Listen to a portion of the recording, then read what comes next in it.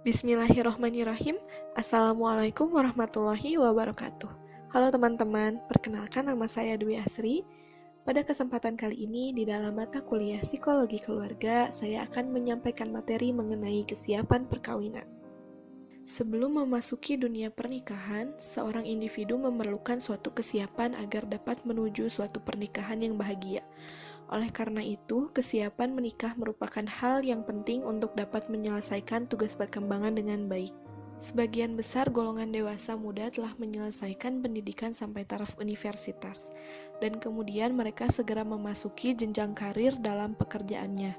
Kehidupan psikososial dewasa muda makin kompleks dibandingkan dengan masa remaja, karena selain bekerja, mereka akan memasuki kehidupan pernikahan, membentuk keluarga baru, memelihara anak-anak, dan tetap terus memperhatikan orang tua yang makin tua. Nah, jadi dapat diketahui bahwasannya menikah itu merupakan salah satu tugas perkembangan dewasa muda. Pengertian kesiapan perkawinan. Kesiapan atau readiness dalam psikologi berarti suatu keadaan siap untuk bertindak atau berespon terhadap suatu stimulus, atau derajat persiapan untuk melakukan suatu tugas spesifik, atau suatu subjek yang dibutuhkan untuk menghasilkan pembelajaran yang bermakna, atau meaningful learning. Menurut Homan dan Lee, kesiapan perkawinan adalah persepsi individu mengenai kemampuan diri untuk menjalankan peran-peran yang ada dalam pernikahan dan melihat hal tersebut sebagai aspek dari pemilihan pasangan atau proses perkembangan hubungan. Persepsi individu ini merupakan bagian dari sifat individu yang terbentuk dari persepsi mereka mengenai proses interpersonal pasangan dan faktor sosial, keluarga, serta faktor-faktor pribadi. Sedangkan menurut Delap, persepsi individu adalah penilaian subjektif seseorang mengenai berapa siap ia memenuhi peran dan tanggung jawab dalam pernikahan.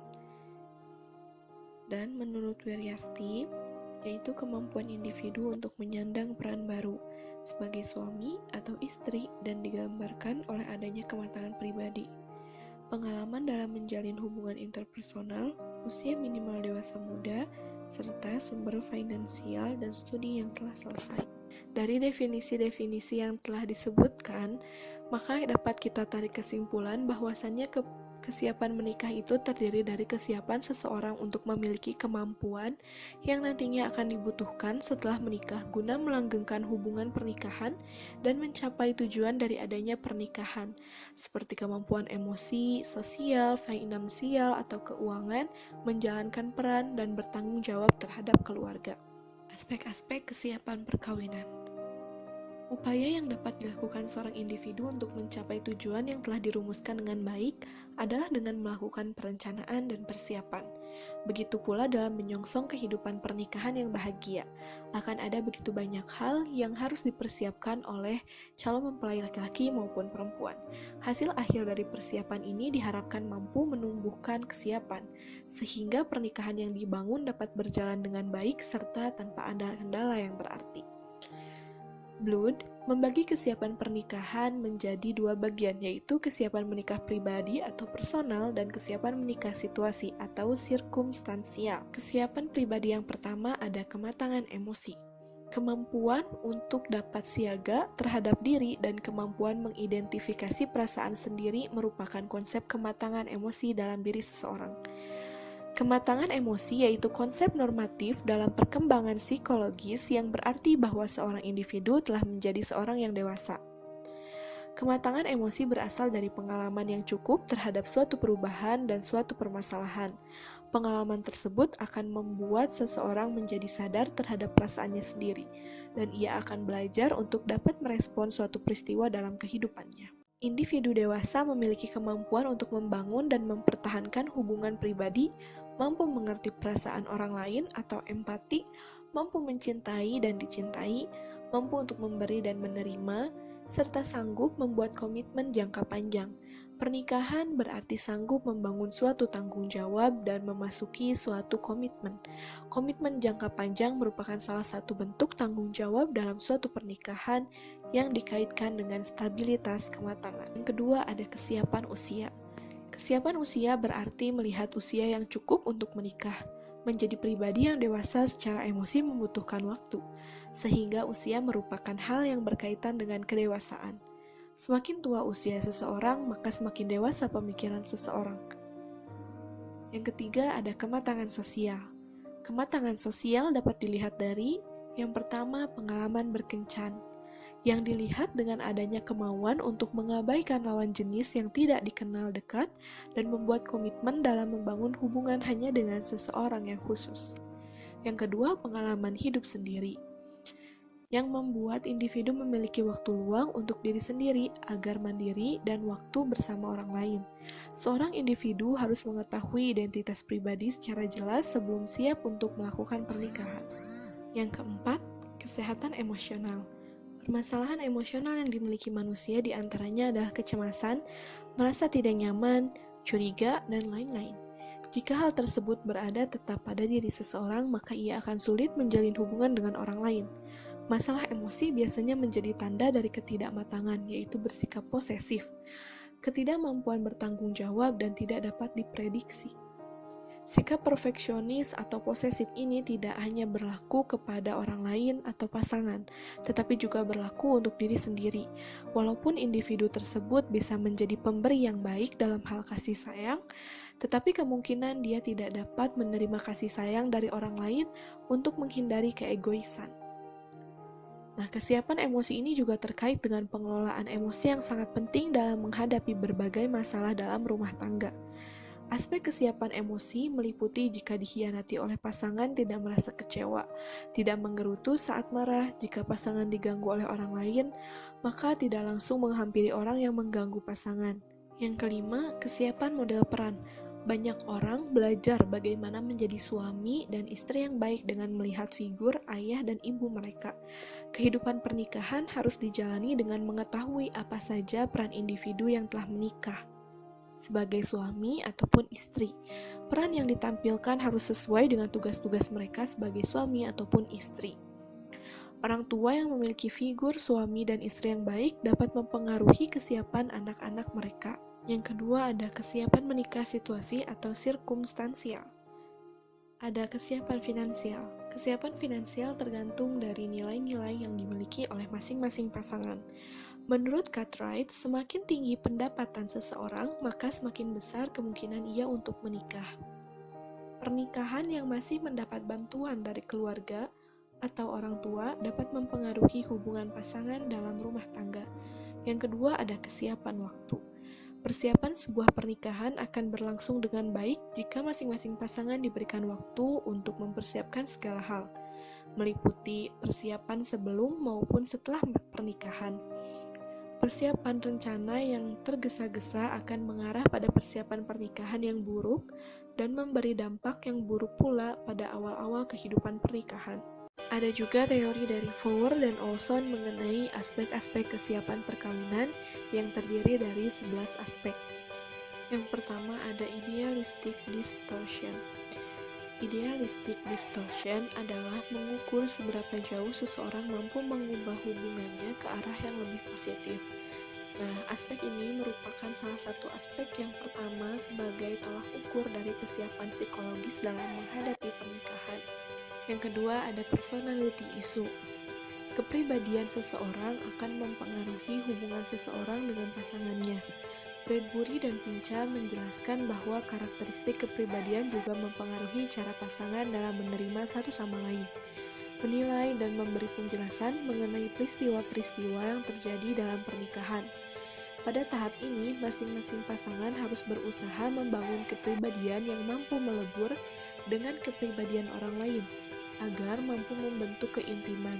Di sini juga calon pasangan harus mempunyai sikap toleransi antara satu sama lain. Yang selanjutnya ada komunikasi. Tingkat intimasi dan komunikasi dapat dikatakan sebagai sumber yang paling sering menyebabkan kepuasan atau ketidakpuasan dalam suatu hubungan. Sehingga sebelum berlangsungnya pernikahan, semestinya masing-masing pasangan mengetahui serta memahami cara berkomunikasi yang baik dengan pasangannya untuk menghindari miskomunikasi. yang menyebabkan timbulnya persoalan dalam rumah tangga. Yang keempat, ada conflict resolution atau resolusi konflik, di mana calon suami maupun calon istri dituntut untuk memiliki kemampuan dalam menyelesaikan masalah.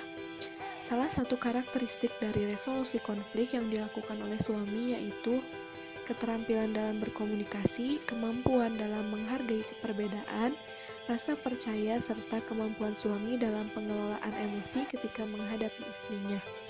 Selanjutnya ada leisure activities atau waktu luang bersama.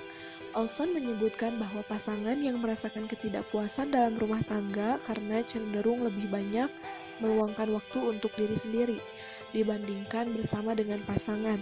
Olson juga mendefinisikan waktu luang bersama sebagai kuantitas dan kualitas waktu luang yang dinikmati bersama pasangan. Ketika waktu luang bersama dan resolusi konflik dijalankan secara bersama-sama, maka akan memberikan dampak bagi kedekatan pasangan secara emosional. Waktu luang bersama menjadi jembatan bagi pasangan dalam menyelesaikan perbedaan.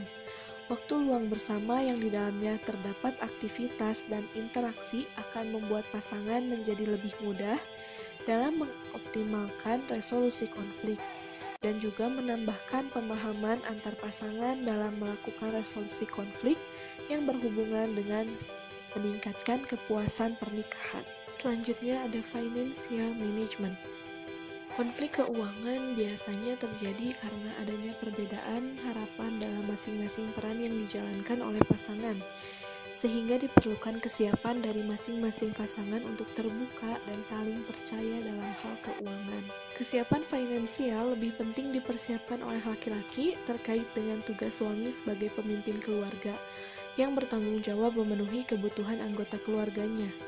Namun tidak menutup kemungkinan bahwa kesiapan finansial juga penting bagi perempuan untuk memiliki pekerjaan untuk membantu suami meningkatkan pendapatan keluarga. Tapi sebagian besar istri belum mempersiapkan diri dalam hal finansial seperti menabung, memiliki perhiasan atau investasi lainnya, hingga mencari ilmu terkait pengelolaan uang sebelum menikah. Padahal kesiapan finansial ini menjadi indikator penting kesuksesan pernikahan. Yang selanjutnya ada sexual relationship. Faktor kehidupan seksual juga berperan penting dalam mencapai pernikahan yang memuaskan. Tidak sedikit pasangan yang mengalami ketegangan pernikahan karena mengalami masalah seksual. Tanpa kehidupan seksual suami dan istri, pernikahan menjadi tidak utuh. Sexual relationship ini juga menjadi salah satu tujuan adanya pernikahan untuk melegalkan atau menghalalkan adanya hubungan persetubuhan atau hubungan badan antara suami dan istri melalui akad nikah. Yang selanjutnya ada children and parenting. Keluarga harmonis adalah keluarga yang seimbang. David menjelaskan maksud seimbang adalah keluarga yang ditandai dengan adanya hubungan baik antara ayah dengan ibu, ayah dengan anak, serta ibu dengan anak. Dalam keluarga, orang tua bertanggung jawab untuk mendidik serta dapat dipercaya. Kemudian, interaksi antara anak dengan orang tua akan membentuk pola tertentu dari hasil komunikasi. Horsted dan Fox dalam penelitiannya menjelaskan bahwa keterlibatan suami atau ayah dalam pengasuhan anak dapat memberikan pengaruh yang positif terhadap istri. Yang selanjutnya ada family and friends. Aspek ini menunjukkan harapan-harapan untuk dan kenyamanan dalam menghabiskan waktu bersama keluarga dan teman-teman. Seiring waktu, kebersamaan yang terjalin dengan kerabat dari pihak masing-masing pasangan, seperti mertua dan ipar, turut berpengaruh terhadap kepuasan pernikahan. Lalu ada equalitarian roles. Kepuasan pernikahan akan tercapai jika suami istri dapat memahami perannya masing-masing. Peran yang tidak seimbang antara suami dan istri dalam rumah tangga dapat menyebabkan ketidakstabilan pernikahan. Bahar menyatakan bahwa kepuasan pernikahan dapat dilihat dalam bentuk kesepakatan peran, aturan bersama sebagai suami istri, serta aturan peran masing-masing sebagai diri sendiri. Oleh karena itu, untuk mencapai kepuasan dalam pernikahan, Holman dan Lee menjelaskan bahwa pasangan seyogianya memiliki kemampuan untuk menjalankan peran yang ada dalam pernikahan, serta dapat memelihara perkembangan hubungan pernikahannya. Kesiapan peran ini lebih penting dipersiapkan oleh perempuan karena berhubungan dengan tugas istri yang lebih banyak berada pada sektor domestik, seperti mengerjakan pekerjaan rumah tangga, mendampingi suami, dan mengasuh anak. Yang terakhir ada religious orientation. Mahoney menyatakan bahwa ada korelasi positif antara kepuasan pernikahan dengan partisipasi religius. Hal itu disebabkan karena pernikahan merupakan sebuah proses adaptasi dan agama dapat memfasilitasi serta menjadi sumber kekuatan dalam suatu hubungan. Kepuasan pernikahan dapat diprediksi dengan semakin baiknya ibadah keluarga, orientasi religius yang sesuai dengan pasangan. Salah satu upaya untuk mewujudkan keluarga yang harmonis dapat dilakukan dengan cara memperhatikan landasan ketauhidan dalam keluarga, penyesuaian pernikahan, dan kesejahteraan ekonomi dan pendidikan dalam keluarga. Persiapan yang dapat dilakukan oleh masing-masing pasangan secara agama sebelum menikah, yaitu dengan memperbanyak ilmu agama, kesabaran, mendengarkan kajian mengenai kehidupan rumah tangga, dan lain sebagainya. Yang selanjutnya ada faktor-faktor yang menghambat kesiapan menikah. Menurut Hurlock, faktor-faktor yang dapat mempengaruhi kesiapan seseorang menikah adalah yang pertama adanya rasa takut untuk menikah atau membentuk suatu hubungan keluarga baru. Yang kedua, usia dewasa madya yang merupakan usia yang berbahaya, yaitu usia di mana seseorang mengalami kesusahan fisik sebagai akibat dari terlalu banyak bekerja, kecemasan yang berlebihan, ataupun kurang memperhatikan kehidupan, termasuk kurang memperhatikan tentang kesiapan untuk menikah di usia dewasa madya. Usia dewasa madya ini sekitar usia 30 sampai 40 tahun.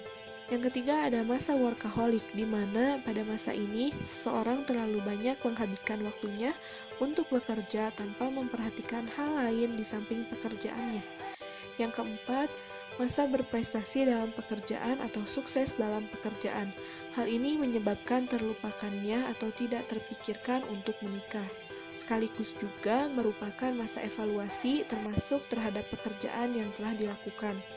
Jika sukses atau berhasil, maka akan merasa senang dan puas, serta tetap ingin merealisasikan atau mencapai cita-cita dan ambisi kerja lainnya. Jika gagal, maka akan merenungi dan terus mencari sumber kesalahan atau kegagalan dalam pekerjaan, sehingga tidak terpikirkan untuk menikah. Yang terakhir, pernikahan menimbulkan berbagai masalah dalam kehidupan. Hal ini menyebabkan banyak wanita dewasa madya lebih memilih untuk hidup sendiri dan tidak menikah. Yang terakhir ada upaya peningkatan kesiapan perkawinan. Solusi yang ditawarkan adalah melalui yang pertama bimbingan perkawinan. Sebenarnya program ini sudah dilaksanakan di kantor urusan agama, namun pada pelaksanaannya itu belum terlaksana secara maksimal. Perlu adanya optimalisasi dari program bimbingan perkawinan ini agar setiap pasangan itu mengetahui hak dan kewajiban sebagai suami istri maupun tujuan dari adanya pernikahan itu sendiri. Yang kedua adalah melalui konseling pranikah. Layanan konseling pranikah ini diperlukan untuk memberikan kesiapan kepada calon pasangan suami atau istri untuk dapat membangun rumah tangga yang bahagia dan harmonis. Yusuf dan Sugandi mengungkapkan bahwa kesiapan psikologis dalam menghadapi pernikahan sangat diperlukan, dengan tujuan agar masing-masing pasangan dapat mengetahui, memahami, serta menyikapi nilai-nilai pernikahan yang merujuk kepada makna dan hikmah pernikahan dalam hidup berkeluarga. Oleh karena itu, kegiatan layanan ini seharusnya dapat diterapkan di lingkungan masyarakat, salah satunya di KUA, yang mana ditujukan kepada pasangan yang sedang mempersiapkan dirinya dalam menghadapi pernikahan. Konselor dan personil layanan menekankan pada hal-hal yang umum mengenai perkembangan total dari orang-orang yang mereka layani, termasuk mengenai tugas-tugas perkembangan pasangan untuk siap memilih dan mencegah terjadinya masalah serta pengentasan masalah berkaitan dengan pernikahan. Sekian yang dapat saya sampaikan. Mohon maaf apabila terdapat kesalahan. Terima kasih atas perhatiannya. Wassalamualaikum warahmatullahi wabarakatuh.